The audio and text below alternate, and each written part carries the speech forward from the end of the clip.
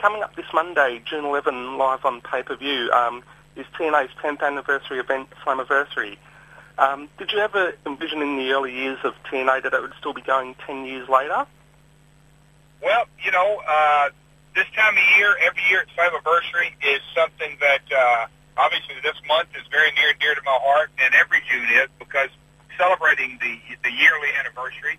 And so I get asked that question just about every year. And you know what? I'm not a fortune teller and can't, see into the future, but obviously it's been a long, hard road.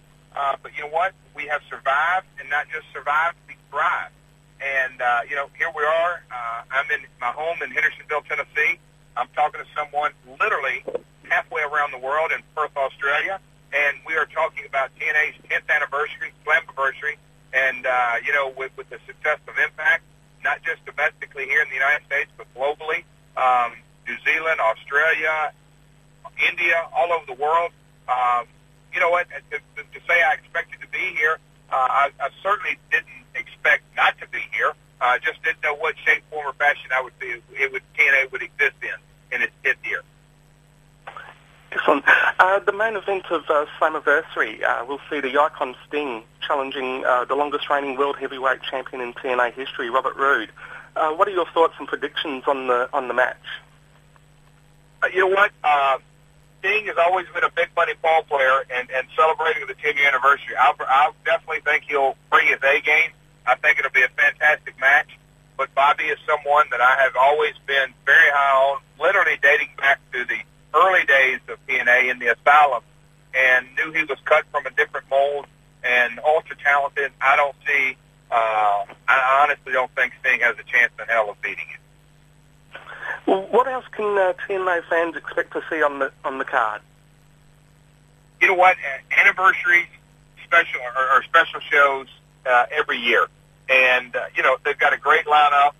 Whenever you put Kurt Angle on a card, you can expect a hell of a match. I know they've got, from top to bottom, Impact Wrestling has got a full card. AJ's on the card and a tag match with Kurt. So, I mean, it's going to be a hell of a show. But, the thing that I'm going to enjoy the most is just celebrating 10 years of TNA wrestling history. Dixie Carter has recently announced on Impact Wrestling that TNA will be starting a Hall of Fame with the first inductee to be announced at Slammiversary. Who do you think should be among the first names inducted?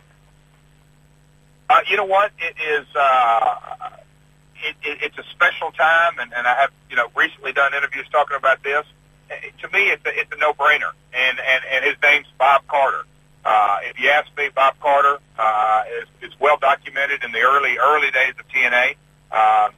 Bob stepped to the plate on a financial situation, and this is a business first and foremost.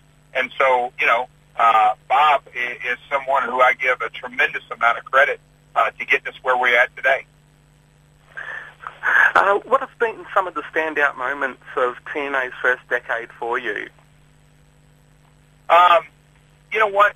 The Spike television deal here domestically was a contract and a situation that took this company to a whole nother level. Even though we started on Saturday night and late night, it was a contract, and it was a program, and it's a situation that literally exposed us to 100 million people and on a weekly basis.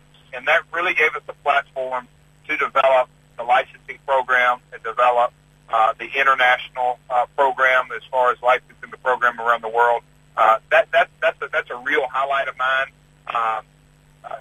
That's outside the ring. Inside the ring, just last year, my series of matches against Kurt Angle, and the hard hitting, the drama, the real emotion that came out is a series of matches that I'm very proud of and very thankful and blessed that I was able to deliver that in my 25th year actively in the ring.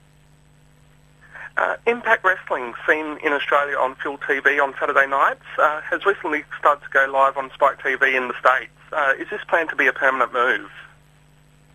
You know what? It's TBD, like a lot of situations in our growth pattern over the years.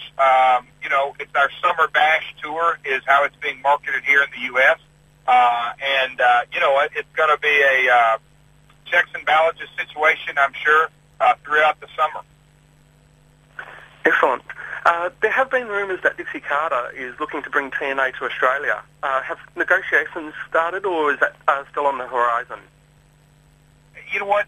I can truthfully say that the negotiations ever since, and it's been documented on our attempts to bring our brand of professional wrestling to Australia, I can tell you that negotiations really never have stopped, but it's waiting for the right time, and the economics have to be right.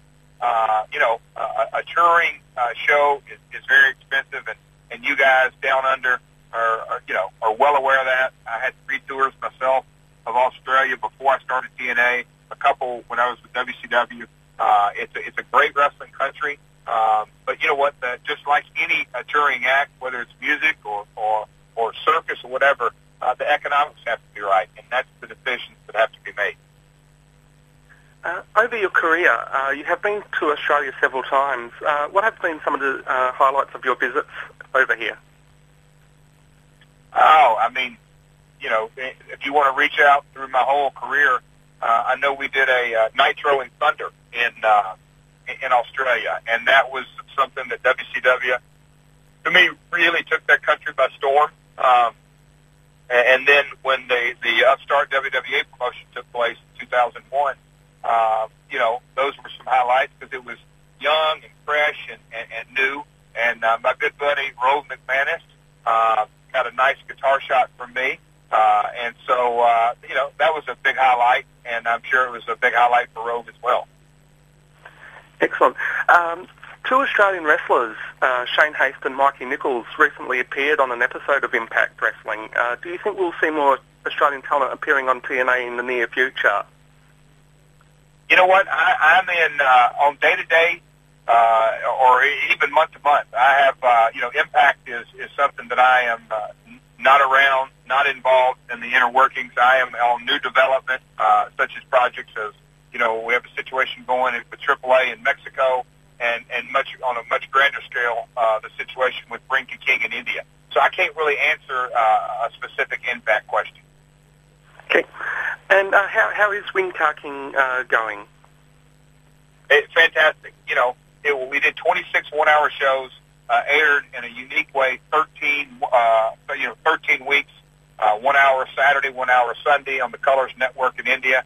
But it was very, and I've said this, it's one of the most rewarding experiences, not just professionally, but personally, that I've ever had, because Endemol and ourselves were a great tag team. They did what they did best. We did what we did best, and it really showed in the product, and very rewarding experience. And how was your time in Mexico working for AAA? You recently just lost the title. It is, coming up in August, AAA had a show called Triple Mania, and they're going to be celebrating their 20th anniversary. So AAA is something that, I believe the longest reigning foreigner champion in their company's history, 11 months. And so, it was a great time for myself and Karen, and AAA certainly hadn't seen the last of the Jarrett. After nearly 30 years in the business, is there anything left for you to accomplish? Oh, certainly. There is enormous, and I've got more of a passion today about the business than I did 10 years ago, by far, and that's prior to starting TNA. I believe that the business has become stale. I believe that, and I've pushed very strong internally that not just the format, the entire business has to have a real long, hard look in the mirror, and things have to change, and I'm excited on many levels about that happening. Outside of wrestling, you recently started to make the movie Spring Breakers. How did that go? The movie starring Selena Gomez and James Franco of Spider-Man fame. A movie something you'd like to do more of? You know what? It was something that the casting director and the director had this role, and they thought of me. The little-known fact, Val Kilmer had originally agreed to be a part of the movie and was potentially cast for this, and then somehow, some way, they invited me to be a part of it. Had a great time, great experience, and so I think it's going to be a real big movie next spring, and it's definitely breaking the mold for Vanessa Hudgens and Selena Gomez from their past characters. So stay tuned on that one. It's going to be exciting. And what's coming up for Jeff Jarrett? What's coming up in the near future for you? I've got several projects that are obviously confidential because they are in development that I'm really excited about. Ring Ka King is something that is, without a doubt, Colors is a network that is obviously, if not the number one of the top 3 general entertainment networks in India, but they're also seen, they're seen in Canada, they're seen in the United States on satellites, they're seen throughout Europe, they're seen throughout the Middle East. So the Ring Ka King project is, I believe we've literally just scratched the surface on that show, and I'm really excited about it in the future. Excellent. Thank you very much for taking the time to talk to Wrestle, Hustle and Sports Radio, Jeff. Thank you very much, and tomorrow, Slammiversary 10, tune in.